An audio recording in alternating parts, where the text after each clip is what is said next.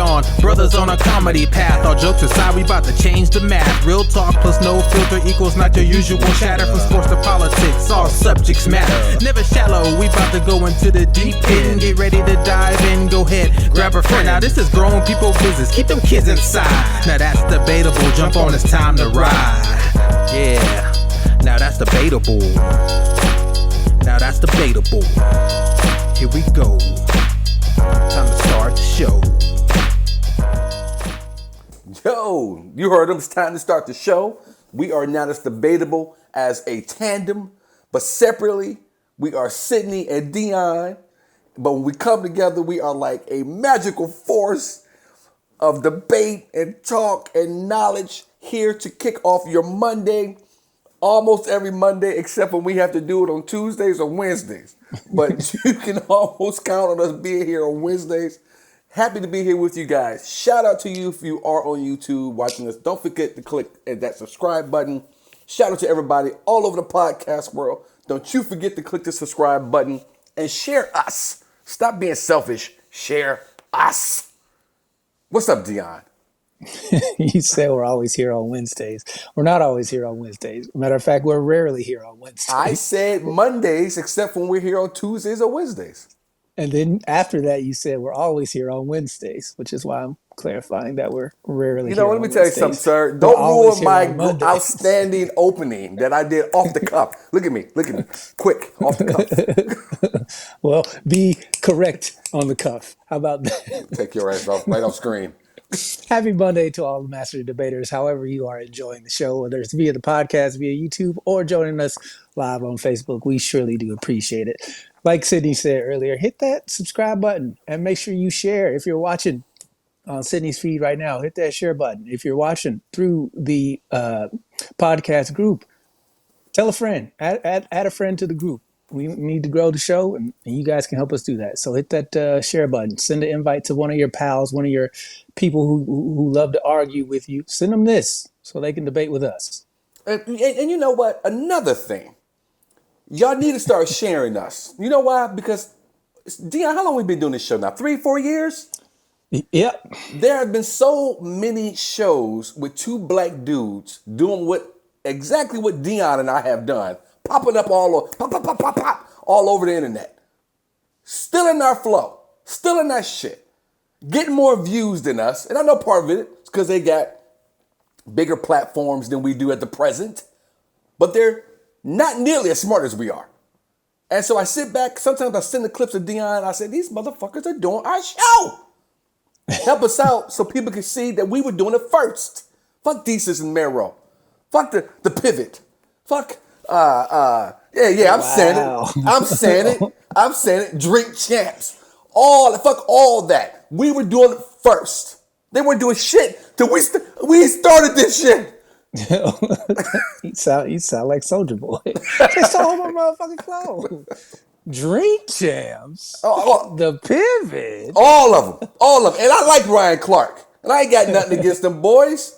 Over at Drink Champ. Well, a couple things I got. I won't go into right now. But, who else is out there doing what we do? Mace. And who's his partner? Cameron. Get out of here. Get out of here, man. Because you put suits on don't mean you ain't doing shit. You're doing that shit, man. So help us spread the word. That's all I'm trying to say. Happy Monday to you. Anybody out there think I'm drinking? It's only liquid death. The only thing I'm drinking. Really good water, by the way. Not too bad once you get used to drinking water out of a can. That is true. Takes a minute. But the clubs are it seems we all are stocking right now, the Green Rose with. So it's all right. Got a great show lined up for you guys. Thank you guys for joining us. I see Mongo is in here. Wade, what's good? Bruce is with us. See, Bruce says he is correct. See, Danielle is in here with us. She said, I just invited my friend Michael. Thank you very much, Danielle Marie. I appreciate you for that. Mary is here with us as usual. Marissa is here with us. I know that's a tandem there on that screen. And Aaliyah is here. Yo. Aaliyah is probably one of my new favorites because she always comes in and she's always dropping something that makes me laugh. I got some old favorites, so don't y'all get all weirded out about it. Aaliyah is one of my new favorites. And she comes in with educated comments. You guys know how I am about that. Don't just come in with bullshit. I don't respect that shit at all. What's up, Britt? Thank you for jumping in here. Don't come in here with bullshit. If you have something to say, let the shit be fucking educated. Even if it's wrong. Even if you're completely wrong. At least if I say, where did you get that bullshit from? You can cite your sources. You guys know how I'm about that. I should have probably been a professor. I don't know how long I would have lasted on campus because I've probably been drinking and hanging out with the students and just barely making it to class myself. But y'all know how. Cite your sources, man. Don't come in with bullshit. And the lid comes in, man. She's always got something clever to say. She always makes me laugh. I like that. Entertaining is what I enjoy. Deon, I feel like I'm the only one with some energy today, baby. What's good with you? What's good with you? I mean, you acting like you won all your bets over the weekend, so I'm letting you enjoy your sauce. I'm gonna tell you what. I got annihilated over the weekend. You know I don't bet, so no, I didn't make any bets. Only gambling I do is fantasy football, and I am 1-3, getting my head kicked in like a motherfucker. But I am excited because I got my Halloween decorations up. Spent the day putting my Halloween shit up, man. I can't wait till the show's over. Suns went down. I'm going to go out there and see them all lit up and be out there, man. Halloween is one of my favorite holidays, man. I enjoy doing that shit up. You are one of the very few black people I know who gets excited about Halloween. You're the only black person I know who decorates their house for Halloween. Well, that's partially because I live in a nice white neighborhood where people ain't gonna come by and steal my shit. So is that why black people don't decorate? But what? Anybody seen my skeleton? That's what I'm saying. A lot of the ones I know, that's exactly why they don't. I ain't putting no shit out there. So you can motherfucker come by and take it. Is that my witch, bitch? You ever see motherfuckers put some inflatables up in the hood? Hell no. The motherfuckers be going like that before the sun is up. Soon as you turn that last light, oh, bro, you can't turn off all your lights in your house. The minute they think you sleep, your shit's off the front. So nigga, did you steal the air out of my inflatable? We get crazy with it. We not only do Halloween, then right behind it we do Thanksgiving, and right behind that we do Christmas. I've never been big on decorations for one day, but I get why people like it. Not my thing, but you do you. All right, well, we got a good show lined up for you guys. I am excited about it. I'm trying to have some energy. Deon is kind of holding me down. So you guys uplift me and uplift him too with your energy and your comments. Aaron is in here too. He says, good to see you, Deon. Oh, hey, Sid what too. Up? Fuck you, Aaron. Or starts coming with some bullshit. Jody says, your younger brother Vince got a ball spot bigger than Alaska. That ain't no bullshit, OG. That's fucked up, Jonas. You just come in here and start talking about baby brother like that? Damn. Jesus. I know. Well, he and Jonas go way back. Way back. Facebook user says, my Halloween decorations have been up. No inflatables yet. I think the donkeys might mess them up. That's Roxy. Okay, Roxy. See, Roxy know what I'm talking about. All right. So let's jump into the show. First topic we're going to get into is one. I am. First one I want to jump into. So there are some things that have happened in this country to different groups of people that have been just momentous occasions or just been some of the most disastrous moments in their lives. Obviously, we have that generation, the Vietnam War was their thing. We had the generation where Pearl Harbor was their thing in World War II, of course. And I don't want to take this, of course, we all who are watching right now, we have 9/11. Thank you, Jonas. I appreciate it, brother. Hope you can stay on with us for a little while. Keep the comments coming. Of course, we have 9/11. But when you're a young person, like I know when JFK was assassinated, meant something great. It's a great pain for my mother to this day. And she was very young. But for me, the thing that I go back to is Tupac. I don't know why you laugh, man. Because you don't went from Vietnam, World War II to JFK, 9/11, and Tupac. Okay. I'm sorry, because when Tupac died, that could not have meant something to a lot of people out there like myself. No, I'm sure. Okay. So let me finish my intro before you go shitting on it. All right. Just because you are heartless and all of a sudden a cold-hearted individual who would think everybody need to pull themselves up by their bootstraps doesn't mean that things can't mean something. That's not what I said, but okay. That's what I heard. Anyway, so for me and a lot of other people, jackass, when when Tupac died, it was a heartbreaking moment. I will gladly admit that for me, it really brought me down. I remember exactly where I was, and that's what I wanted to say. It's one of those moments where a lot of people remember exactly where you were when you heard that Tupac had been shot and killed. I myself will never forget the day, along with some other people I've talked to since it was reported that they had finally arrested the murderer after 30 years. The man's name is, I wrote it down here, Dwayne Keith Davis, a.k.a. Keefy D, or Keith D, or how the hell they want to go ahead and say that. He was arrested over the weekend after 30 years. And what we did not know, because a lot of us gave up on the whole thought that they would even find someone, let alone arrest someone actually, was that they had been doing some more investigating and interviews over the last 5 years. And it looks like he talked his own self into prison with some things that he has said. Now, I want to get into this. I want to hear from people out there who may agree with me on what it felt like for you. Maybe we have some people here who are still Tupac fans. Maybe we have people on here who could care less. Whatever it is, we want to hear. Aaron says Tupac is in Cuba. Aaron, I'm about to block you. But I want to go to Deon, who was making fun of me because he's a cold-hearted bastard who doesn't care about anyone else's emotions or feelings. Deon, you have the floor, sir. No, I thought you were about to compare Tupac's murder to the JFK assassination. That's why I was laughing, because I was like, I know he's not talking about Tupac getting shot as the same as JFK's assassination. So that was what the chuckle was about. 1996, I was 12, so it didn't really register with me. I mean, I wasn't that big of a Tupac fan. I didn't quite understand what he meant in the context of the grand scheme of the world and how things operated at that point in time, because I was 12, I wasn't worldly. So it didn't quite register what his death meant at the time. Everybody knew about the East Coast, West Coast beef. You either a red guy or a blue guy. There was no, I like them both. That would get your ass whooped. You better pick true. one. That is true. That was true. I do distinctly remember that.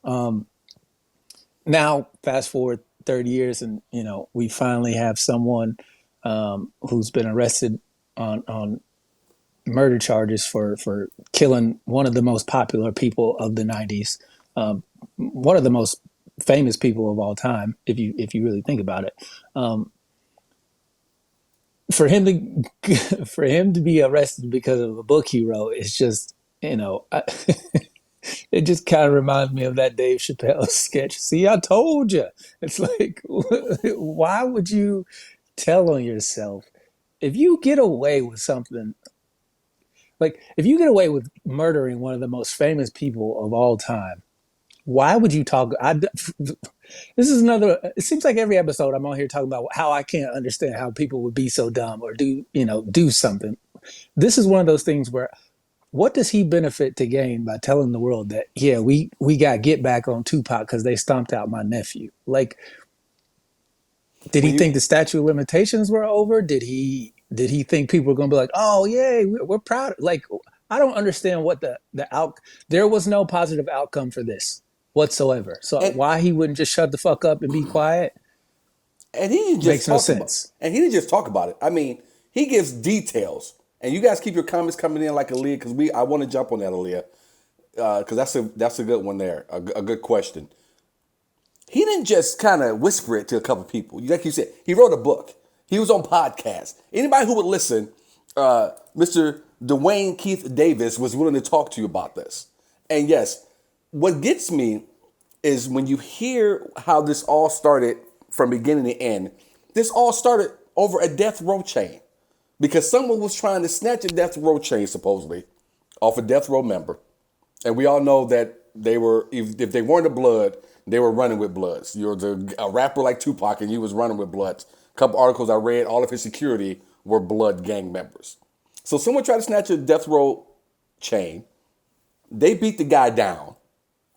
Now this guy's crew, Dwayne Keith Davis, who called himself a shot caller, decides we're going to have to go back and we got to do something. So he gets the guns, he gets into a van, he rides around. Now, the guys he's riding around with in the van are not quite as sold on this idea of riding up and shooting and killing Tupac. So when they stop at a store, he gets out of the van with the weapons, gets into a Cadillac where there are 3 other people, I believe, in it, 2 in the back, one who's driving. Hands them the weapons, then they circle around until they find Tupac and Suge Knight, who was driving the car, and unloading the car and kill Tupac. All of this over a death row chain. I mean, it's not just this bit of black on black violence, black on black crime that I'm disgusted with because it's something so small. I've lost family members to things as small or smaller than this. And to think that they're still happening today, and to know that, as you were saying, one of the most influential people who's probably ever walked the planet died because of something so insignificant. I couldn't, because I am a big Tupac fan, and you're right. You were either Tupac or you were Biggie. There was no fucking in between. Like, if you listened to Biggie, you had to listen to that shit real low if all your people thought you were Tupac, and vice versa. It was just that hardcore about it. For people who didn't live through those times, might just be fucking something you can't understand, but that's the way that it was. But I couldn't help, while I was reading the articles here over the weekend, think to Aaliyah's question, how much of this can you put maybe on Tupac? Because he's not an innocent victim in all of this. He did run up on the guy and attack the guy and beat the guy down, and all the other guys came over and jumped in.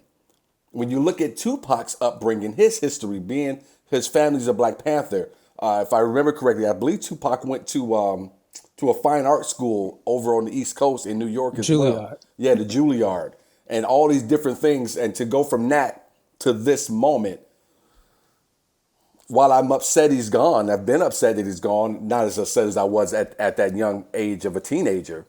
How could his life been different? Could he have been a politician? Could he have re-energized the Black Panthers? Who knows what he could have done, because he was more than just a rapper.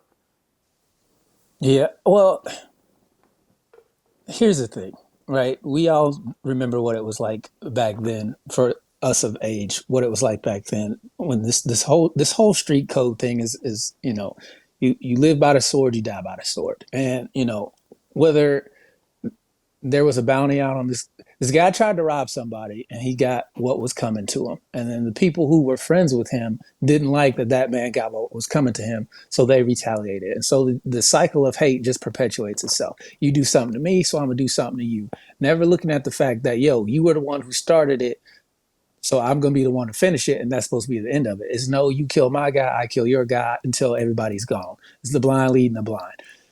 At some point, you have to rise above that situation. And unfortunately, I don't think Tupac lived long enough to spread that message, because I really do think had he lived to be, 30 or 40 years old, he would have realized that, what I was doing in my younger days probably wasn't the best thing. He was on a different level mentally. Like, I think he understood the situation that he was in, but he also understood that he had to take advantage of that situation that he was in.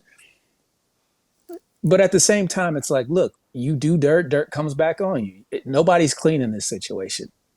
If Keith D's nephew had never snatched the chain, they never had beef with Tupac. So it's one of those things where you created your own problem and now you have to deal with it.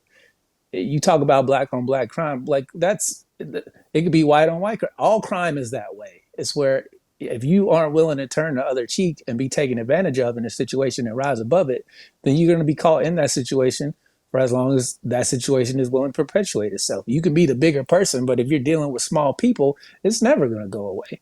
So at some point you have to squash it. At some point it has to be let go. And unfortunately, a lot of the times it is with everybody being dead on both sides. What's crazy is when you talk about Tupac, and we'll get to the comments, just hang in there. I see yours, Jonas, Bruce as well. Miranda, thank you for jumping in with us too. I appreciate you. She says OJ wrote a book too. He did. That dude is something else. Well, he just won't stop talking. He has me, I laugh every time he pops up. Tupac seemed like he almost wanted this type of ending, when you look at some of the other altercations he's been in, when you look at the shooting at the New York studio where he blamed it on Puffy and Biggie, and then now you're hearing, if you're ever on YouTube, you can go down this YouTube rabbit hole. There's one thing about all gangsters, I think, whether they be in the mob or they're just old gang bangers from the hood. Once they get to be of a certain age, if you willing to give them a little bit of money, they'll get on camera and talk. So like back in the day, you couldn't find anybody who would talk about Biggie being shot. And to hear some of the stuff that they're willing to admit now, bodyguards and other rappers and things like that. The big thing that I didn't know because I didn't grow up in that New York scene, and I was just a rap fan, Haitian Jack was a real individual. And Tupac calls out Haitian Jack in a song or two because he had beef with him. And I believe there was a couple of guys, and I believe I know from their stories, there were a couple of guys that told Tupac, whoa, you need to slow down and not fuck with this dude because this is the dude who's serious about his business and he's serious in the streets. And that's who eventually some of these guys have connected that shooting to Haitian Jack and beef that Tupac had with him because Tupac really was messing with a guy he did not know enough about at that time. So when you look at a lot of what he was doing, and I don't know why he seemed to be on this need for this type of negative attention to be brought his way, but he really did seem like he was looking for it for whatever reason. I mean, it's part of the culture. Is don't test my gangster. If you bring the drama, then I have to show you why I'm in the play. It's that mentality. Like you can't let anybody perceive you to be weak in any aspect of your life. You got to be hard all the time. Cat Williams joke about DMX, like we gang banging at breakfast. Like really, Yeah. there's no time off for this type of mentality, and it's unfortunate because everybody knows you can't burn the candle on both ends and have light at the end of the day. So, these situations are a perfect example of leaders not being leaders. When you set the standard, when you set the culture and people follow you, it's your responsibility to do the right thing at all times. But at the same time, people aren't going to follow you if they feel like you're soft and you're not capable of leadership. So it becomes one of those double-edged swords where you're not old enough to know better as a follower. So you look to your leader who knows better, but doesn't want to lose you as a follower. So they have to, I mean, Donald Trump is a perfect example. He knows what he's doing is bullshit, but he don't want to lose them followers.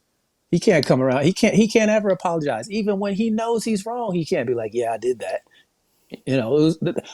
When he got COVID, he'd been telling people it was a hoax the whole time. Oh, nope, the vaccine's good because I rushed it out. But it was too late at that point. So you lose credibility if you own it in the moment. But as you get older, you look back and you go, oh, hindsight, I probably shouldn't have done all that. That wasn't the right thing to do. I want to get to some of these comments real quick, and you make some good points there, Deon. Aaron says he was getting paid, speaking about Keith D. He was getting paid by doing interviews and thought he had immunity. So, Aaron, you make a good point because I think 10 years ago, he had said what he did, but he said it in a proffer, and they couldn't bust him at that time. And I was reading up on a proffer, and the proffer is I'm gonna be loose here with my description. Somebody out there, you correct me if I'm wrong, please.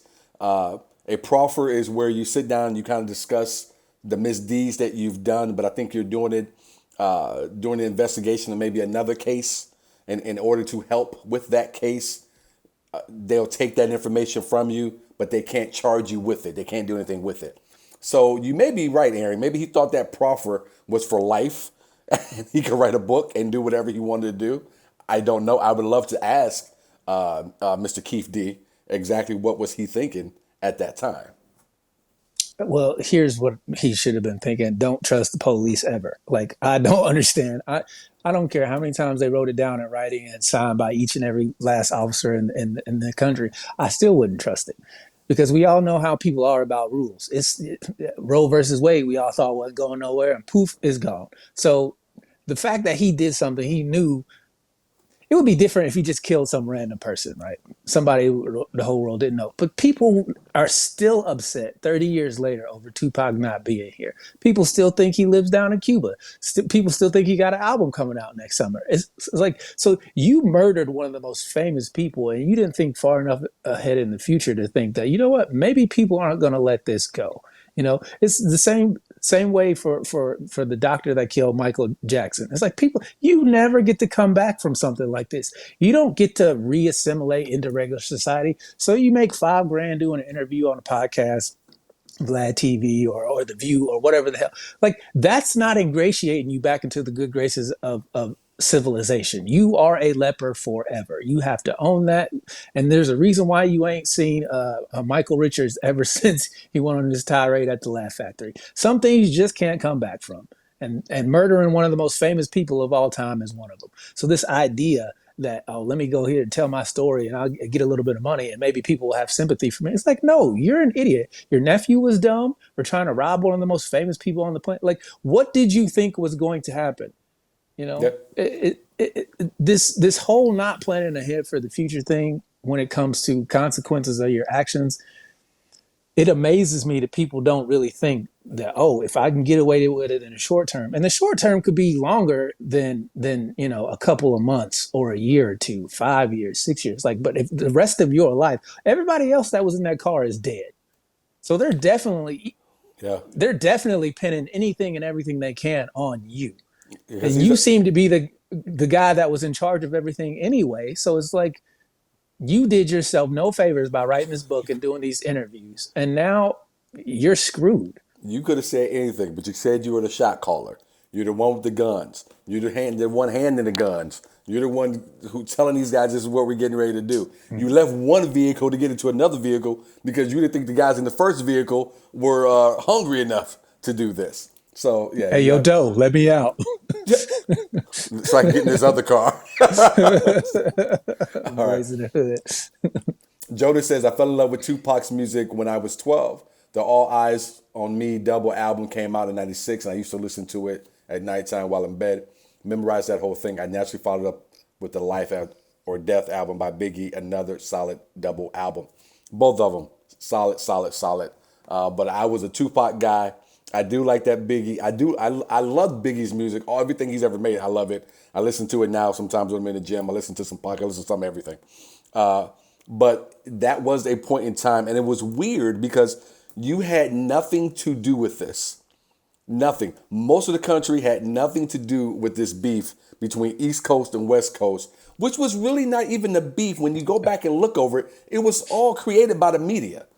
And again, going back from there to now, like, no one would talk about any of this, but now everybody wants to talk.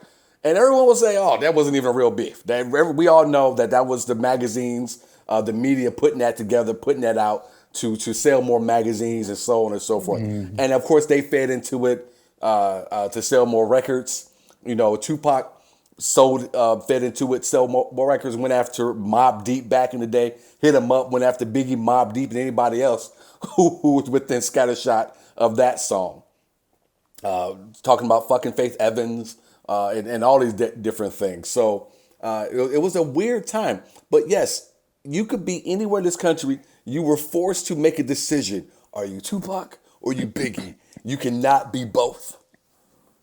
But if you look at it in the context of, what they were doing in the moment, like, while you're in it, you don't foresight, oh, is this the right thing for me? Should I handle it this way? It's like, like I said earlier, you literally have to diss them back. You can't go behind closed doors and have a sit down and a powwow and then, come out of that situation with all the beef gone without it being understood that, while we're in public, we got to keep up this charade.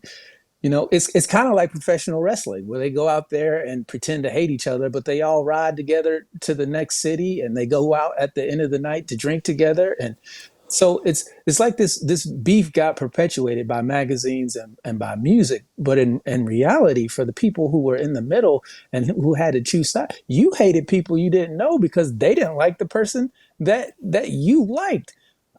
I remember being in middle school and seeing people fight over Biggie and Tupac, like literally throwing Yeah. fists and Yes. getting suspended for school Yes. because one guy liked Biggie and one guy liked Tupac. And I'm like, neither one of them fucking know y'all. Yes. Like it, your support for the foolishness just further increases the foolishness, but it didn't benefit Biggie or Tupac because they both ended up dying within months of each other. Yeah. And so everybody loses in the long run because for whatever reason, the idea that if somebody steps on your shoes or tries to snatch your chain, that they have to die, like the seriousness of the offenses never matches the seriousness of the consequences. We never had this before, though. We never had a beef between rappers like this before. No one could have ever foresaw that not only would one die, but both would be murdered. And to Facebook users' question, didn't they used to say Biggie shot him? Yeah, there was talk that Biggie had shot him then. There was talk that Biggie and Biggie and Puff were behind the shooting at the record studio in New York. This was a long. Tupac thought that they were behind it as well. Now, again, going back to what I'm saying, these cats who are old school cats now are saying they're not sure if they ever believed Tupac thought Biggie really shot him. They think that Tupac knew it was Haitian Jack, but he knew enough by then not to fucking say Haitian Jack's name again in a song or otherwise.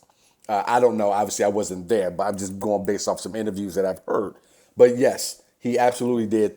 Used to say anyway that it was Biggie and Puff that was behind it. He said at one point he thought Nas was behind something. I thought as well in New York, if I remember that correctly.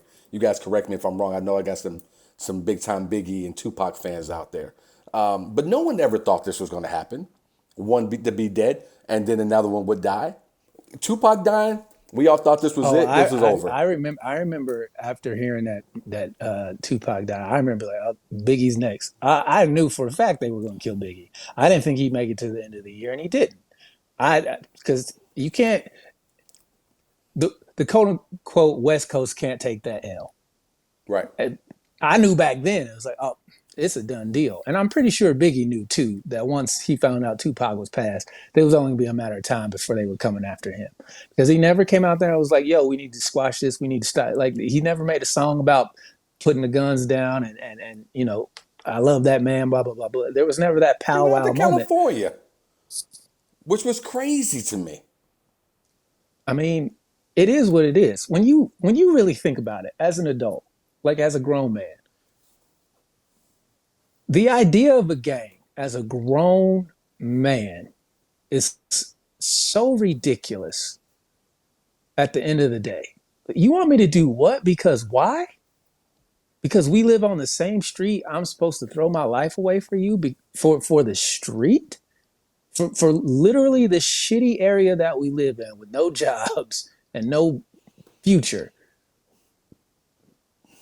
Because I live here, I'm supposed to ride for this? Like, it doesn't make any sense. If you're a young person growing up in that environment, of course you don't want to be outside of it because you have to deal with it every day. And so it's like, yo, do I want to get beat up every day or do I join in with the guys who are doing the beefing because this is all I got? And then people on the outside are going, why are you doing that? I'm like, I'm just trying to survive.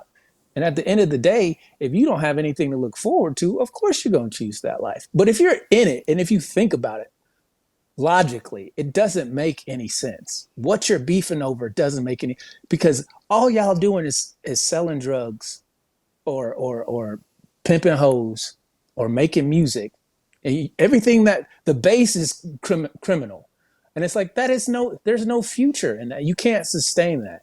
Yeah, but let me throw this at you. Let me throw this at you. I don't mean to cut you off. I do want to cut you off because I'm gonna throw this at you. Because I've had this conversation before, and I'm not disagreeing with you by any means. And when I ask folks out there, if you're enjoying the conversation, please click the share button. Click that share button. If you look at gangs and what they do, you can take that and you can drop that in almost any other thing we have in society. You can drop that in, especially if you want to, and especially if we want to talk about those individuals, those young men who have less than a lot of other people. You can say the same thing about the military, who come in and swoop in on those kids who don't have father figures, who don't have mothers who are able to keep an eye on them. for these young men who think they have nothing else going for themselves, whether it be any type of schooling or anything else they can see beyond the age of 21 years old, and have them scooped up. And you can go on beyond the military as well. But there are plenty of groups that come in and take advantage of these individuals and try to pull them into their worlds to use them how they will going forward.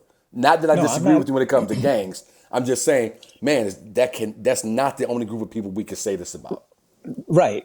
Religion does it. You get indoctrinated very young. The military does it. You get indoctrinated when you're in high school. The gangs do it. You get indoctrinated when you're born into it. And that your uncles and your cousins and your brothers and all your friends are part of that.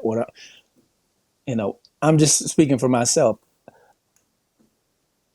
When I was a kid, I looked at that stuff. I'm like, y'all are dumb. Like, it never registered, because I had cousins who wanted to be gangbangers and I knew that they weren't.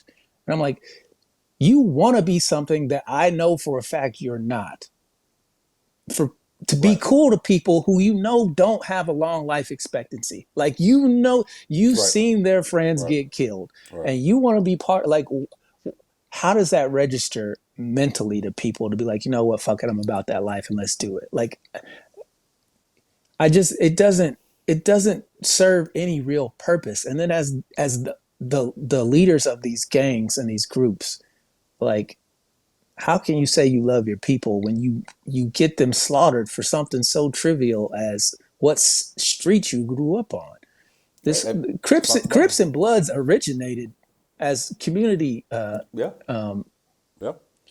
CRIP stands for Community Resistance in Progress. So they were supposed to resist police brutality, and the Bloods were, we're all blood. We protect each other, and this is.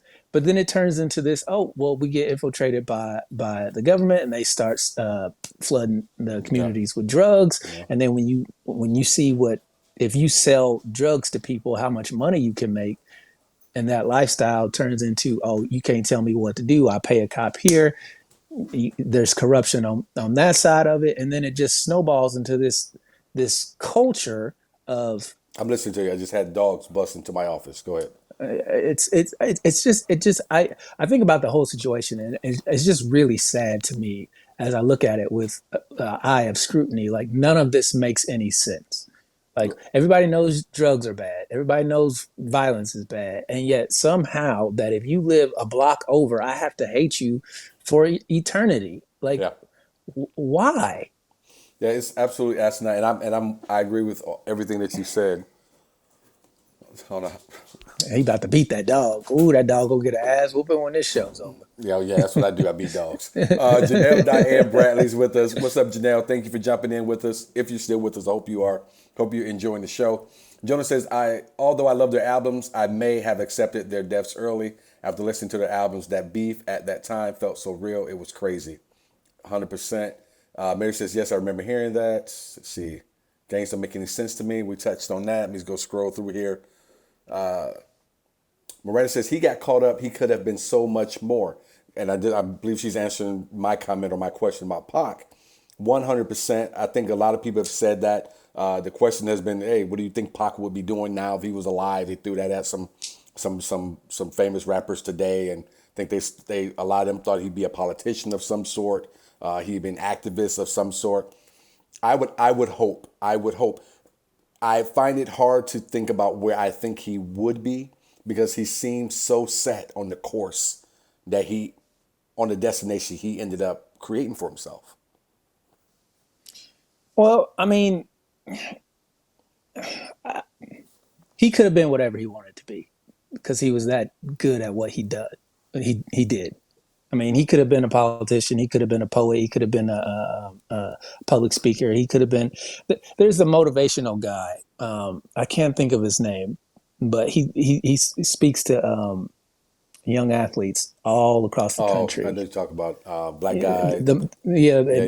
He's got the motive. I mean, that could have been Tupac. Mm-hmm. The thing that when I hear other rappers talk about what he could have been, I'm like, why aren't you that? You knew that about him. Y'all were friends. Why aren't Like, why aren't you taking up the mantle that he laid down? Why, you know? And I understand that not everybody is a social justice warrior. I understand that, but at the same time, it's like you. If you're not using your influence for positivity, then what is the point of any of this? If we're not moving forward and progressing and helping people as best we can, like at what point do you have enough of your own stuff that you start helping other people? I saw a post on Twitter and then somebody said, what would you do if you got everything that you wanted? What do you do with the rest of your life? And I was reading the comments and people were like, get more, more. And not one person said, oh, I go help somebody else. That's people's natural thought process. Get more, get more, get more, get more. Does that not sound unnatural though? Like if you have everything that you could ever want and there's nothing more to get, how do you get more? Well, I mean, it's like that Kobe Bryant commercial. More. Like, what are you talking about, Kobe Bryant? we want more. I want more. My mother's fascinated with the thought that I want more. But what I'm saying is, why not want more for other people? Like, Sure. you already have everything that you need. So no. It's not about having everything you need. It's about having everything you want. And that's and that was the post. Is they had everything that they wanted, and they still wanted more. And I'm like, you can't. There's literally not enough space to have everything you want plus everything you want plus everything you want, because once you get everything that you want and you want something else, you ain't got no place to put it. I've already come to the conclusion that people don't start really thinking the way you want them to think till they get a little closer to seeing them pearly gates. Especially and especially the more money you've accumulated. Because the more money you've accumulated, if you're sitting somewhere like Bill Gates, Warren Buffett, Jeff Bezos, Oprah Winfrey, anyone like that, you have fucked some people over to get to that point. So the more of that you've accumulated, the more dirt you've done in life, the more likely when you get close to seeing them pearly gates, now are you going to give back? Or I'm not leaving any of this money to my kids. I'm leaving this to the foundation, and because you try to get into heaven. But people don't think like that until it's time to think like that. Well, it's unfortunate because you can't get in that way. And if you did all this dirt and then you waited to the last minute and then be like, oh, I'm gonna be a good person in the last hour. I'm like, no, that's not how it works. Well, technically, if I'm laying on my deathbed and I have time to repent and ask God to come into my heart as my Lord and Savior, I'm about 80% there. So I can guarantee you that shit don't work. Well, you let me know when they turn your ass away. You let me know when they turn your ass away. You can't be on your deathbed talking about I believe Jesus. Atheists don't sit here and tell. Because I'm telling you right now, if God can kill the world over fucking people having people have butt sex, he ain't gonna believe you when you say you love him at the last minute. Y'all crazy. Fake ass book club, but I'm assuming this is Cat is with us. Says Pac was doing a lot of coke allegedly. I had not heard that one. Had you heard that one? I hadn't heard that one. I wouldn't be surprised. Wouldn't be surprised either, given what was happening during that time. Cedric D. Edison is with us. What's up, Ced? What up, Ced? Hopefully you're still with us, bro. He says, being in a gang for over 20 years, based on that code, they had to ride. Bring violence to Tupac. More to it, but that's the basics. Ced, completely get it. Been around it. Related to a lot of folks who were. I completely get that, but doesn't make it make any more sense. Right. I get it too, but I'm just saying it's dumb in principle to have to be on guard all the time for something trivial. It doesn't make any sense. Like if the gang members sat down and were like, yo, this is kind of dumb. Them niggas live a block up the street, but we got to hate them for the rest of our lives. That's kind of dumb if you think about it. Like if you had a rational conversation amongst your gang members where you're like, I don't even know them niggas, but yeah, we got beef with them. But what do? They ain't do nothing to us. They did something to people who are long dead. They did something to them a long time ago that has nothing to do with this current generation. But you still have that beef kicked down and like that's no way to live and operate and be happy. And I just don't. How can you be a happy gangster? I guess you can't be. And to me, it just sounds miserable to be always on for some shit that didn't even happen to you. I'm with you. I never liked standing out on corners that long, so I couldn't have did it. Aaron says after Tupac got shot in New York, he really started to wild out. 100% on that. Facebook user says it's the idiocy of the young, too young to see the value of a long life, and not only that, to also Janet Holt said that. okay, Janet, thank you for your comment. Thank you for watching, Janet. I would also say we can add to that, not just being a youth, but not being able to see. Like I'm such a, and I'm not saying anything that other people don't already know. I'm such a person who believes kids have to be able to see it. They have to be able to see it.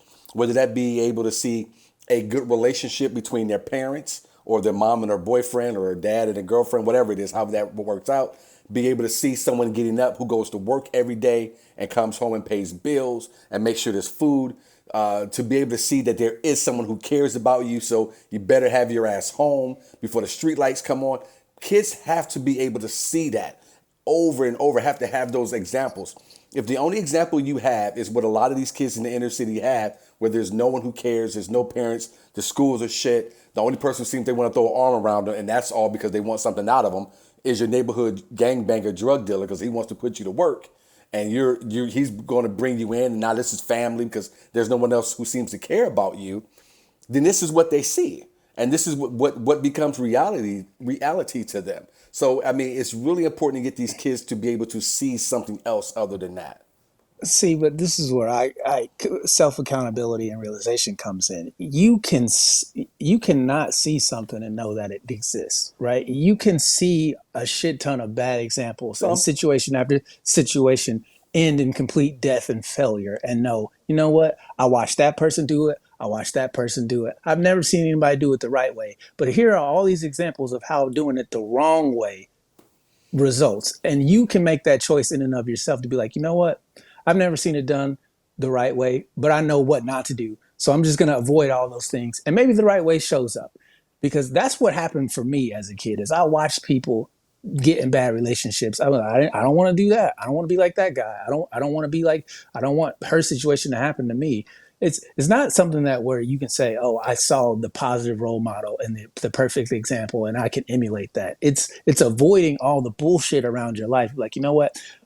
That's not healthy. I don't want to be a part of that. That's not a good idea. I don't want to partake in that. It's part of it is self, because I've seen people break cycles who had no positive role models and no positive outlooks and still get out of the situation. Of course. There's always going to be the minority that can happen to, or maybe the other is the minority. I don't know. I have to go back and look at the numbers and see which one of those groups would be the minority.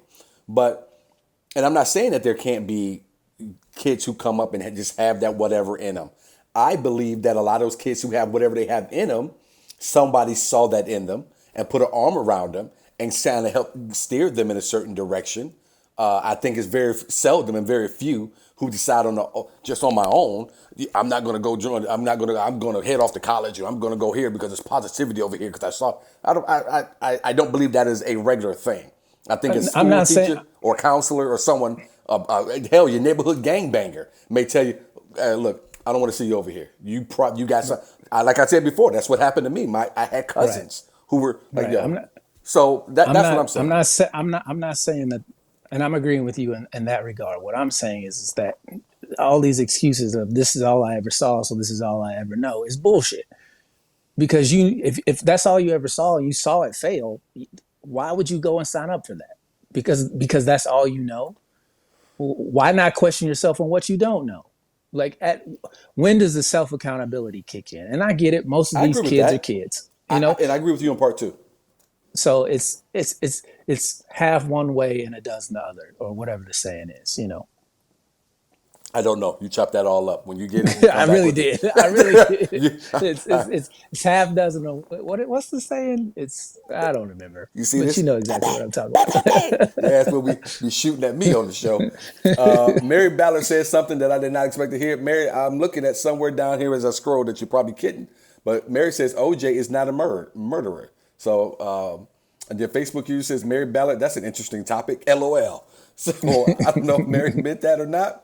Bruce Bolter says people want to live stream crimes for content, not realizing they are giving evidence for their own conviction. Aaron says Tupac wasn't a thug. He also says Bill Cosby's case got thrown out because they violated his immunity agreement. I do agree with that. They knew he had some type of immunity agreement already laid down, which is different than the proffer agreement that Mr. Keith D had done up with him. Pops is with us tonight again. He says, "Good evening, everyone. One of the people who spent a lot of time with Haitian Jack is comedian T.K. Kirkland, and he's talked about it extensively in an interview. To what nephew Deon says, it is cultural. Tupac was a revolutionary from the beginning, so the attraction to rap and all that came with it was automatic. Then it came down to competition locally and coast. How many young people are still alive that way? Can't rap a lick, but street cred, what's it worth to you?" And Pops always says that. What's it worth to you? And he makes a good point. You have people out there today, R&B singers, who are, the rumors are floating around that a very popular R&B singer is laced up with the Bloods in a similar way that Tupac was, as far as that's the security and so on and so forth. So he's right. It still happens today. Now, does it happen on the level that we'll see these individuals out in Vegas getting into gang fights over chains? I don't know, but he You makes want a to strong know? point. Go ahead. It's really funny. Is Ja Morant is a perfect example of Job, somebody yes, caught he's up. yep. I mean, Yep. it's like we all know you're not that dude, but here you are trying to show us that you are that dude, and you don't have to be that dude. There's no reason for you to be that dude whatsoever. Yeah, yeah. Because Chris Brown is the individual I was speaking about, Yeah. being laced up with the Bloods. Aaliyah Craig says, "I heard Jada helped gather evidence. Aaliyah, I would bet all the money I have that you are correct. I would crack the after she 401k, everything, crack it after all." she after she posted that video of her and Tupac dancing to "Get Jiggy with It," this woman. Wait a minute. I just lost my house because right behind it, Aaliyah Craig says, just kidding," with a laughing emoji. Aaliyah, I just lost my house because of you. All my money's gone. Oh, I trusted you. I trusted you. Mary Ballard says, "Not kidding. OJ is not a murderer." Well, according to the law, he's not a murderer, but according to everybody else, that motherfucker did I it. don't know, man. I tell you what, he either way, if he did or didn't do it, he don't know how to shut the fuck up and go get lost somewhere. He wrote a book talking about what was that book? If I killed her, this is how I would have done it, or some stupid title. It's like, come on, man. What did I tell you before? I want to meet the guys who golf with OJ. Who are the guys that say, "Yeah, let's hang out, Jay. Let's do this juice"? Pop says the media had a hand in East Coast, West Coast beef. People don't believe lies because they have to. People believe lies because they want to. As it turns out, it's about street cred, reputations, schoolyard bullshit, next level. Yo, you gonna let him say that about your mama? I remember those arguments. Yeah, this is a perfect example of what is the value of street cred, because the streets don't care about anybody, and everybody knows that. Like I get love in the hood, but what is the hood's not doing anything for you? It's perpetuating a cycle that's going to have you circling the drain. At some point, you have to look at those people and be like, "Yo, support me in another way, but stop killing each other." Like That's- at some point, somebody has to put a stop to the whirlpool of bullshit. Guys, we're gonna get through these comments. Want to make sure everyone was heard. Then we're gonna get to our next argument because I want to hear what Dion has to say about Barbie. Oh my god! Aaron says, "I was working at the airport when they flew Biggie's body back to NYC. Everyone I worked with was crying at the time. 100% believe it." That funeral procession that they did through the neighborhood, when you go back and see the video of that, and they play it, if you've never seen it, just fast forward to the end of the Biggie movie, which is a really good movie, by the way. Way better than the Tupac movie, which I was very upset by. They show actual live video of the procession as it went through his neighborhood. And they were, I mean, they were out. It looked almost like what you would expect to see if they drove the president's body or Princess Di's body as they did back in the '80s when she died. It was something that's very, very emotional. Well, For she me didn't to die in say. the '80s. She died in the '90s. Did she die in the '90s? I thought the Yeah. you sure? I thought it was like late '80s she died. No. Okay, but maybe I don't care enough to really know, but I was worth the '80s, bro. Did she die? I don't think she died in the See, 80s. you over here giving me grief. You always do You this. said it with such conviction that You I had to go back to always the do this. She like, died in the no. 80s. You No, always she do did this. not die in the 80s. She did too. You always do this. I'm about to Google it. Yeah, you do that. Facebook user says, now exchange the word cult for the word gang. It's the same thing. People become indoctrinated and can't see a way out. 100%. I'm not sure who said that, but that is a very good point, Facebook user. Let's see here. Let me scroll through. The military at least provides some stability, discipline, and money. She died in 97. I was like, there's no way she died in Princess 80s. died in 97? Yeah. Well, that's what I said. August 31st. That's what I said in the 90s. Yeah, that's what you said. So the Got me military, tripping. so the military at least provides some stability, discipline, and money earned honestly with lifelong benefits such as VA loans. It's still brainwashing, but would prefer my kids in the military versus a gang. Of course, everyone. That was Dana. Dana, of course, we would all prefer our kids not to be in a gang. We're just saying, Well, let me ask you this: if the gang had the same benefits as the military, would you care? No, you wouldn't. You asking? You talking to me? Yeah, everybody. If you could get if you could get loans from drug dealers who would look out for you, and if gangs did what the military did, well, this would be a whole different question. But that's what I'm saying is gangs are rooted in criminality, whereas the military is criminal, but that's not the root of it. Well, I'm gonna tell you what. I look at the military the same way that I do look at gangs, and my thought process was and always will be, unless I can be Nino Brown, who happened to get killed by some old man, but was at the top of the fucking deal. Why the fuck would I get involved with this? If I got to be out here and be some fucking foot soldier, the same way I would look at the military. If I go take the ASVAB and test out, I can't be any more than a bullet stopper or be in the infantry unless that's just what I have my heart desire to do. Why would I sign up for that? So there are different things, Dana, and to anyone else listening, even with the military, I wouldn't sign up for. VA loan or no VA loan. Because if this is what I'm going to do, means you're going to drop me off over here in the Middle East someplace, I'm not doing that either. The sacrifices that you have to make for a gang versus the sacrifices you have to make for the military are one and the same. And so the comparison is valid. But the VA in and of itself, I mean, they had to have Jon Stewart go and fight for the 9/11 victims to get their No, their not the money. hospital. It's just like, not the hospital. VA loans. well, I know, but Veterans Affairs, right? But that's what I'm saying. It's all part. Like, once you're in and you get out, they don't. Once they're done with you, they're done with you. There's no, like, people don't care. They will they will clap for you at the end of a movie about soldiers, but when you're the homeless man on the corner who's a former veteran, people look at you like, I don't give a fuck about you, bum. I mean, look what happened during Vietnam. When everybody came back and they were like, losers. I mean, that was a different time then. That was a different time. But it's the same mentality. Like, well, The government had every reason to take care of these people that they used and abused and sent to die on a lie, and they didn't. And they let people, and then they let the populace think that these people were on some bullshit when in reality they were literally just doing what y'all told them to do. Yeah. I'm just saying that was a different time. I don't think we have that quite going on today, but your point, I get it. Carter says, as smart as he was, I mean, even 50 Cent put on a bulletproof vest. Yeah, well, he was out there doing some shit too.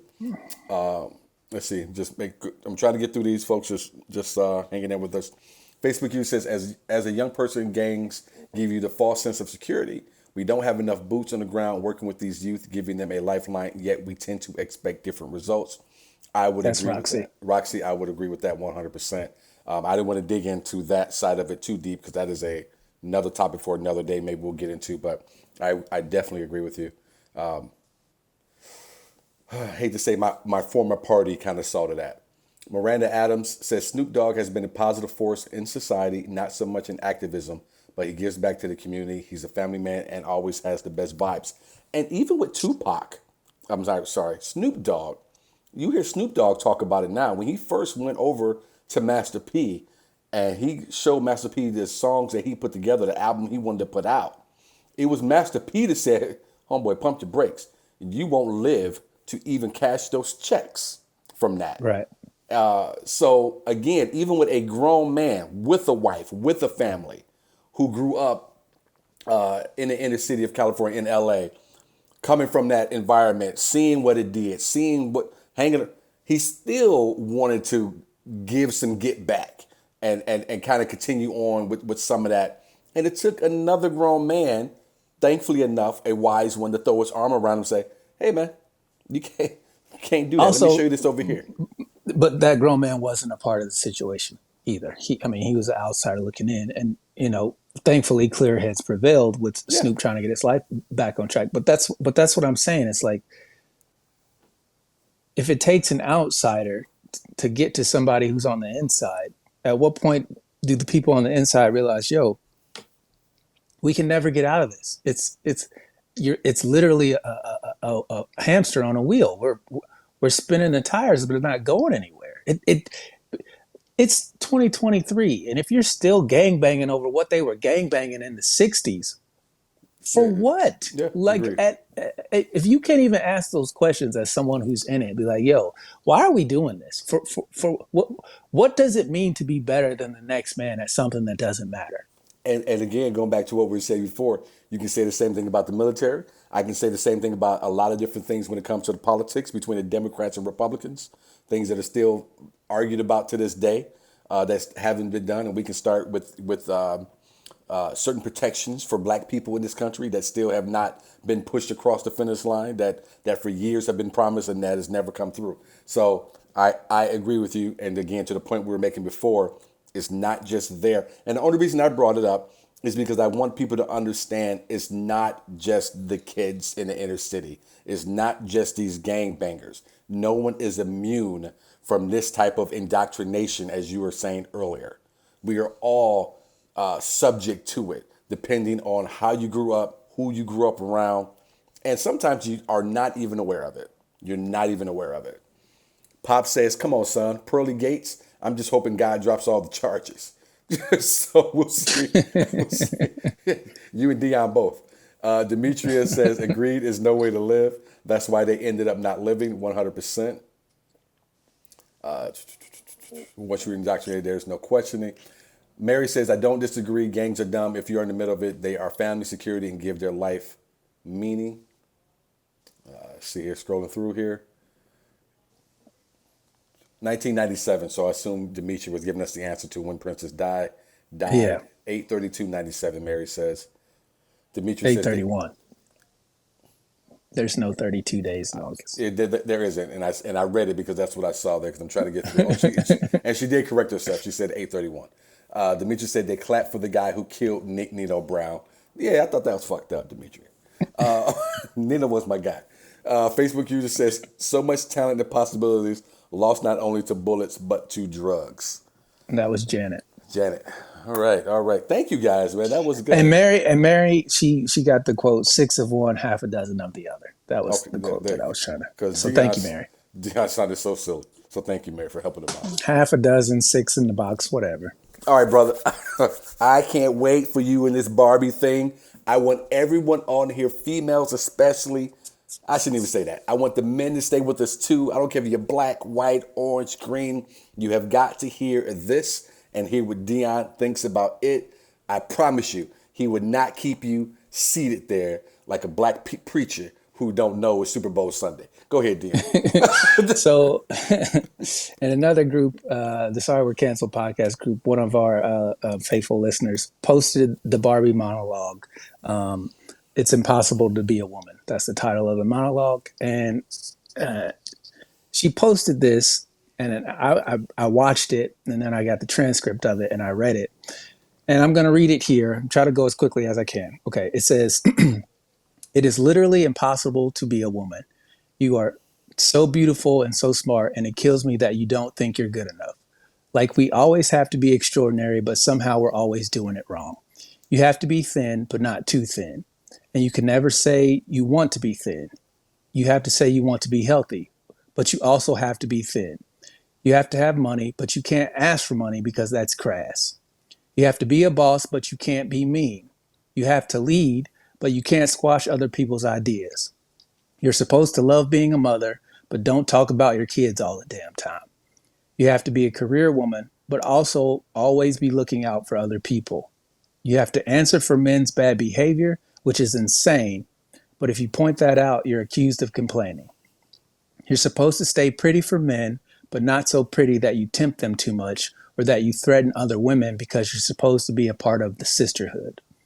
But always stand out and always be grateful. But never forget that the system is rigged. So find a way to acknowledge that, but also be grateful.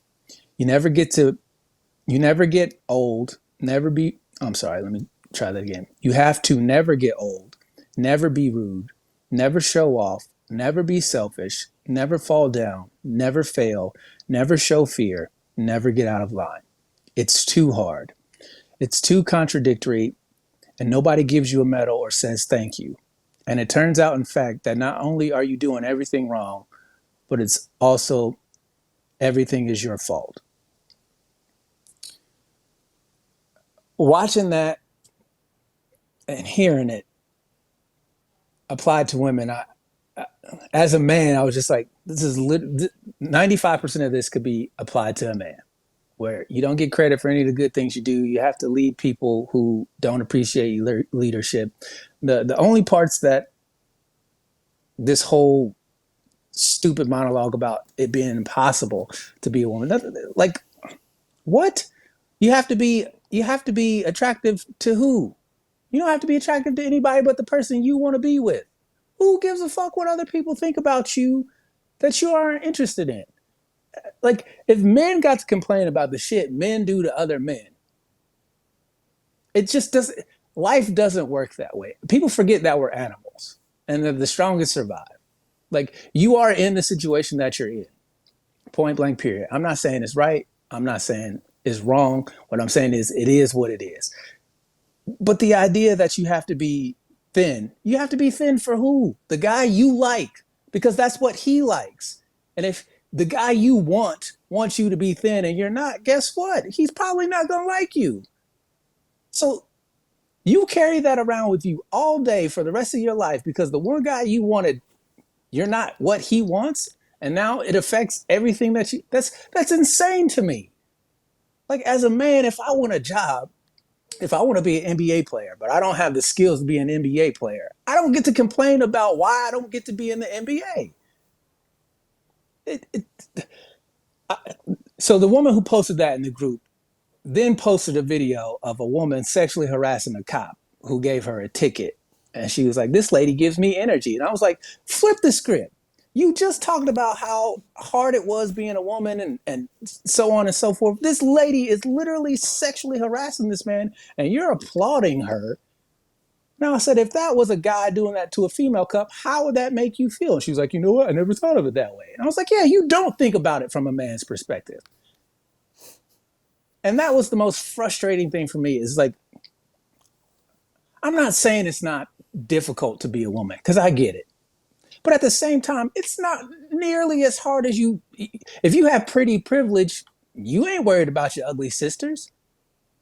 And it's the same thing for men. If you got it made, you don't give a fuck about the loser incel who's in his basement. Because that's how life works. The strong survive and the weak perish. It's only because we've civilized society that this shit still happens, where you can be an incel or you can be an ugly woman. Those people died back in the day. They were out of here. So cut the crap. Just cut the crap. I'm sick of it. I love you go through your entire thing, and it always comes to the end. And Deion says, you know what, just cut the crap. Like, you could it's such bullshit. Like, ugh. When you sent it to me, I think whatever I said to you, you text me right back. You're like, that's exactly what I said. I am with you. I have a mother. I have sisters. I have a wife. I tell people often one of the strongest people I know is my mom. My wife is a very strong individual. Some of the hardest working people I know is my mom and my wife and other women that I've done work with as well. And that's not for me. What you just read, that's not written for those people. That's written for the women who like to do whoever posted that and then turn around and posted the video. Like, there are so many women that I meet now, whether it be at shows or I just see I was talking about this the other day. There's so many people we have on social media that I know through that only. I'm like, I don't even remember how I know this person. Probably met him at a show and they started following me and I followed back. But they're always posting these little memes all the time. Like they're looking for encouragement for them for their own lives. And here, let me share with you my page of my diary today. That type of thing. I feel like that's who that is written for. The women who do want to sit back constantly and complain about how hard it is and so on and so forth. To your point, a man isn't allowed to do that. And I'll further that point even more. A black man is not allowed to sit around and tell you how hard it is. The eye rolls that would take place in a room if a black man sat and talked about how hard it is to be black and a man in this country, it would make me sick just thinking about it. So for that person, whoever to write that, put that in a movie, and then for a woman to think, oh, look how much they get me, and to repost it, you go get some help. Seek some help. I mean, is Barbie not part of the reason why women have to be thin? Is Barbie not part of the reason why guys like big titties and slim waists? Is Barbie not the cause of that? Because I didn't see them cast Lizzo in that movie. I ain't never seen a big Barbie doll. Closest thing you got was to a Cabbage Patch Kid, and that was fucking baby fat. Yeah, I'm gonna stop you right here. Facebook user says the fucked up part is Barbie literally perpetuated women being thin and everything else in that monologue for over 6 decades. Barbie is predominantly white, and Barbie doesn't recognize homosexuals because, quote, the dolls don't have a sexual orientation. Close quote. Even though everything about Ken and Barbie shout a man and a woman, fuck Barbie. I don't know who wrote that. That was Dana. Okay, that was Dana. Dana, great point. And you two, that's why I wanted to stop you, because you two were vibing on the same brain wave. Go ahead. I mean, if you think about it, you have to be thin. Why? For what? Outside of your own health reasons, why do you have to be thin? To be on the cover of a magazine? Not why thin. Do you want to be on the? You should be healthy. Okay. But again, if we're taking, like these points that are in this monologue that just had people, standing and cheering. You can never say you want to be thin. Why not? Why can't you say that? Why can't you talk about how hard it is to be healthy, quote unquote, to the guy that you want? Like, this is what women don't ever admit to, is you're all chasing the same dude. And then you get mad at that dude when he can pick out of all of y'all. It doesn't make any, like, as a man, logically, if you had a bunch of people chasing after you and they all wanted you for the exact same reason, who's going to check you outside of another man? It's like this whole idea that every woman wants that perfect guy, and like that perfect guy is, his percentage of existence is so small that every regular dude is compared to that dream man. And then when he doesn't line up with that, he's the perpetuator of all the negative things that happen in your life. I'm like, you wouldn't even like that guy if you got with him, because you pedestalized him your entire life. And then when you meet him and realize that he's been up here the whole time and no one's ever checked him, so he ain't going to treat you the way you hope he would treat you, unless he had a really good mama and daddy. Like, it just, ugh. But I'll take that a step further too, Deon, because for a lot of them, and I'm basing off conversations I've had with them, basing off conversations that they want to have out in the open and record and throw up on the internet for the world to see. You sent me a video of that Angela Yee's show where she did a kind of a round table with 4 of her girlfriends, and they talked about men and would you go out with a man who didn't have as much money as you? And all these broads said no. Because what if I want to turn up? You got to be able to turn up. What? I didn't work this hard so I could. She said, but what if he was really nice and treated you well? I mean, what if, would you pay if you had to pay it on the date? Or no. Like all these different things. And Angela kept trying to, in my opinion, it took me back to Chris Rock when he did the bit about Michael Jackson going to court. Or not court, but in 60 Minutes. Yes. I'm like, Angela Yee is trying to make you guys look human, to quote Chris Rock. Well, what if he was this? Trying to give him this man who doesn't make as much money as you do, but he has all these other positive attributes. And still, all 4 of them to a woman were like, no, I'm out on that dude. So, to your point, you guys want this guy, but all of you can't have this guy. But you refuse to settle for a lesser guy, if you will, because he doesn't have all the things in today's market. The money seems to be what it is, but you give it all up for that. And what they fail to realize is the fact that they all want the same guy, and when they get that guy, those girls still want that guy. And so it don't matter what you say or what you do. If he wants to, there ain't nothing stopping him from getting another girl just like you. So this whole situation of if I make more money than my man, he ain't gonna be my man for long. I'm like, you do realize that the higher up you go as a woman, the worse it is in the dating market for you. If you don't want to pay for your husband, how are you going to get the man who can pick all the other girls just like you? How are you going to keep that guy? Because that's not men do not operate the same way that women do. I know women don't like to hear that, but that's just the truth. It takes another man to check another man. And in this whole Barbie situation, I'm like, no one's making it. You're making it hard on you. You're competing with your sister to get the dream guy that you want, knowing that there's not that many of them. Well, but and again, going back to kind of what you and I always say, it doesn't have to. The guy, and for guys, I would tell guys the same thing. The woman you get does not have to make it. She doesn't have to be the greatest in bed. She doesn't have to be the greatest cook. Whatever it is your brain is stuck on, what it should be stuck on, she has to be a good person, and she has to be supportive of whatever it is I'm trying to do, and I should want to support whatever it is she is trying to do. And I would take that advice, and that would be the same advice that I would give to a woman. But it seems that I can find more men who will listen to that than I can women who would listen to that. Well, I mean, what women want in a man, what the average woman wants in a man, they say they want, but when they get it, they don't respect it. So we go back to the Angela Yee conversation with those four women when she was trying to get them to understand that a guy who makes less than them is not inferior in the relationship value. Yet all these women were like, well, if he can't do what I can do, then what do I need him for? It's like, so you don't end up by yourself, because the point of life is to apparently be with other people. Now, not everybody's like that. I'm one of those people who's not like that. I don't need anybody else. At the end of the day, I have no problem dying alone. And people are like, don't you want kids to help take care of you? Not really. No, I don't.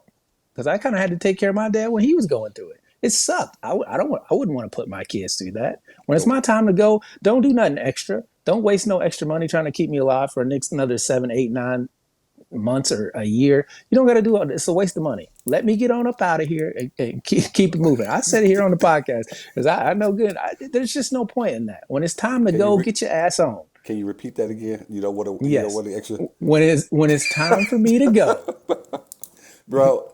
Trust me, I'm gonna come by once a week, dab the drool out the corner of your mouth, pat you in the head, maybe read you the sports page or something. Vegas odds. And then I'll push out. God damn it, the Giants done did it again. Mary says we haven't recorded. I got it written down, Mary. I ain't worried about it. So do I. All right. Mary says, and it's the same false expectations. Women do put men on a pedestal, and then they get mad when they aren't perfect. Pop says too often it comes down to self-esteem, but some people have to get past material things / worth as opposed to a good person. These reality shows about fame, etc. If either of my daughters have appeared on one, you'd better be wearing the best damn disguise. Don't lead them back to me. For me, if a woman is a court low in the heart department, I don't care how physically attractive you are to me. We can't hang. You have to be a good person. And then Facebook user says you shouldn't judge anyone by their paycheck. Judge the person's merits. 100%. That's Janet Holt. Janet, I agree with you on that. That was good. I wanted to make sure Deon got that in, and we talked about that before we ended the show, because I was a little nervous about doing it. I wasn't sure what type of reaction we'd get. I think we try very hard not to be seen as women bashers, because we're not, or as being chauvinists because we're not, and all those other things that, some people like to label men with. But we wanted to throw this on the table and actually have a real discussion with you guys. So I thank you for allowing us to do that. If you think about it though, this we are equal crap that people spew, men and women are equal in the eyes of the law, which they are, they should be. But I don't understand why a woman would want man privilege, because it doesn't work out for the majority of men. It doesn't. There's percentages. It's the same way on the flip side when you have pretty privilege versus being an ugly woman. Like, it's like, you know what I'm saying? I'm watching Curb Your Enthusiasm, and in season 10, there's this restaurant. If you haven't watched Curb Your Enthusiasm, it's done by Larry David, who's one of the co-creators of Seinfeld. It's absolutely an awesome show. One of this episodes, the restaurant has a pretty section and it has an ugly section, and Larry's upset because he keeps being sat in the ugly section every time he's brought into the restaurant. And I love this episode because, one, I would love to, just walk into a restaurant and see that they've done that. But two, I tell people often this world is made for a certain group of people. The rest have to figure your fucking way through it and find your fucking spot in it. But I did want to say this though, before we end the show. When you sent me that video, Angela Yee and those 4 women talking about this, do you remember what I texted you back? I said, not one of them bitches is wearing a wedding ring. Mm-hmm. Not one. And so when you said, I used to tell my sister all the time, and I tell any other female, y'all sit around and you have these conversations with women about men and what man you should be with and what man should give you and all these different things. You're never, ever talking to anyone that I ever see who's wearing a wedding ring and has been in any type of relationship or marriage of any substance, ever. You're getting all this advice from someone who's probably going home alone after she's done talking. And it's one of those things, like, if you changed a few of those words in that speech, it would apply to a guy, where you're judged on how you do it. You're judged on you're supposed to lead people, but it's one of those things like you can't lead people and be an asshole unless you can whoop everybody's ass that you're trying to lead. They ain't gonna follow you. Mm-hmm. So it's like it takes a man to be like, yo, this guy's an asshole. We're not gonna follow him. Mm-hmm. Like, at the end of the day, if you're physically weaker than somebody, you don't have the privilege of being an asshole. You can't just walk up to somebody and talk to them any old kind of way. And then when they slap you in the face, like, oh, woe is me. Why did you hit me? That's not fair. That's not how life works, man or woman. So that monologue really, really just frustrated me. And the fact that the woman who posted it then flipped on the flip side, posted a sexual harassment video and didn't realize that it was a sexual harassment video. I'm like, the nerve of you. And she's a huge supporter of Sorry We're Canceled, and I appreciate that. But at the same time, it's like, come on, like, you can't say you called her on it. You can't say that men are this, that, and the third, and then flip it. Oh, but when he's sexy and attractive, it's all good, fine, and dandy. Like, no, this is a load of crap. And then if men did that to women, we would be every negative word about men there is. So it's just first thing I thought when you said that, when you talked about it, I was like, God forbid that was the other way. The double standard is ridiculous, but that's just the world that we live in. You know, men have to pay to get in the club. If women are fine enough, they get in for free. That's just the world that's just how business is. So you get in where you fit in. Are we doing our pick threes? I figure we'll save that. We'll save that. All right. Well, all right. We'll do it next week. Well, I mean, we're an hour and a half in, so we'll save that one. Oh, but we're not losing any viewers. Everybody's loving the show, I think. We have lost viewers. I'm always keeping an eye. So, T.I., what is your what the hell this week? My what the hell is up with doing construction in the middle of the day on a Saturday where everybody's out and traveling? I had to go podcast this Saturday, and it's noon.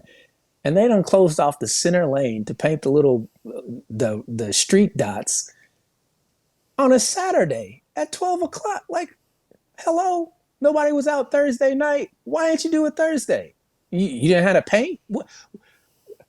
Construction, please, for the love of God, Get it all done in one go. Why do we wait 9, 10, 11, 12 months? These crews should be on 12-hour shifts, 12 during the day, 12 during. Get the fucking road done. It don't take that long. It don't take 12 months to put up a fucking bridge. It don't take that long. I don't understand it. Get two different crews in here that follow the same rules. Get all this shit done so we can keep it moving. It's ridiculous. I hate it.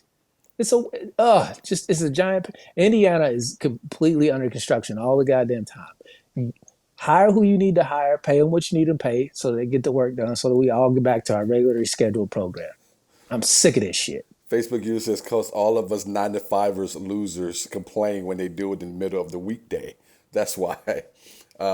Mary says, "At least they paint your roads." Mary, you ain't lying about that, boy. They are slacking on putting the lines down out here in the Phoenix area. Bruce says, "Keep it coming, Bruce. I appreciate you, brother, for loving the show. We're going to end this show. It's real soon." When Facebook user says, "Love is not." Oh no, I want to end it on that. Demetria says, "We have construction in Phoenix every weekend on the freeway." We do. On that note, because Demetria put Phoenix and that reminded me of something, I do not have a what the hell this week. Only thing I did want to say was I'm shooting my special here in Phoenix on November 11th. If you are someone here who is in the Valley, I would love for you to be a part of it, be there. It's going to be a real live shoot. Deon is flying in for it to be a part of it, to be here. Got a great team. We're going to have my birthday party right after the show at the same venue. It's real easy to get tickets. There are still some available. Don't be like Phoenix people and wait to the very last minute, because when tickets are gone, they're gone, and I'm not doing any favors.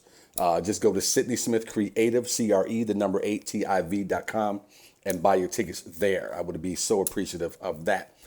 Let me scroll back up because this is going to be a great way. I'm not even going to do it. What the hell? I want to end it with this here because I thought this was great. I'm not even sure who said this, Deon, if you can find the name, but it says, "Love is not a paycheck or a dress size or social standing. Love just is." Married 36 years. That's Janet. Janet, you are who women and men need to be talking to. People like you, people who put in that type of time, put in that type of work, because marriage is work. I've been married for 5 years, and sometimes I feel like I'm working overtime. So you've been doing it for 36 years. That's awesome, and I hope that we can make it that long as well. I don't dare say we will, because the minute you do, you're taking it all for granted after that. So 36 years is outstanding. Love is not a paycheck or a dress size or social standing. Love just is. And that comes from Janet, married 36 years. That's who you need to be talking to. Get some life advice from some people who know the fuck they talking about. On that note, you guys have been awesome. Thank you for rocking with us for an hour and a half. We will be back next Monday on Not As Debatable. If you are joining us for the first time, please go ahead and become a member of the group. Become a member of the group. We love that. We love that. Di, anything you got to say to the people before we get out? Appreciate you guys tuning in, and make sure that you hit that share button if you haven't already. Please, it helps get more eyes on us through the Facebook algorithm. Also, hit those emojis, whether it be the heart, the laughter, or the thumbs up. That always boosts the algorithm as well. If you're listening on YouTube, leave us a comment. That would be great. That helps the algorithm. And if you're listening on the podcast, please leave a review. That always helps as well. Appreciate you guys, and we'll catch you next Monday. Absolutely. Thank you, Miss Susie. Love you too, Mary. And yep, Mary says join the Patreon too. All right, you guys are awesome. Love you guys. See ya. Good night. Man, that was a hell of a good show.